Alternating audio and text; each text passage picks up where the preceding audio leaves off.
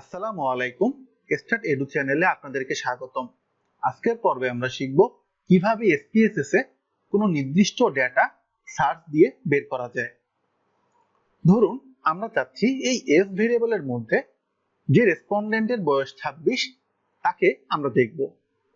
এজন্য এই এস ভেরিয়েবলের যে কোনো জায়গায় ক্লিক করে, এই দেখুন বাইনোকুলার দেখা যাচ্ছে, এখানে ক্লিক করে আমরা যদি 26 দেই, যে ফাইন্ড নেক্সট দিয়ে দিলে দেখুন 26 চলে এসেছে। আবার ফাইন্ড নেক্সট, নেক্সট 26, আবার 26।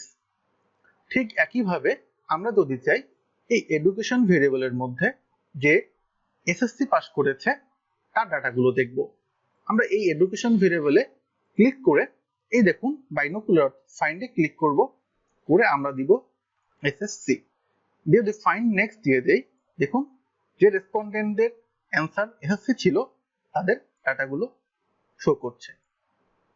এভাবেই আমরা এই বাইনোকুলার অর্থাৎ ফাইন্ড অপশনের মাধ্যমে আমাদের নির্দিষ্ট ডাটাকে খুঁজে বের করতে পারবো। ধন্যবাদ সবাইকে।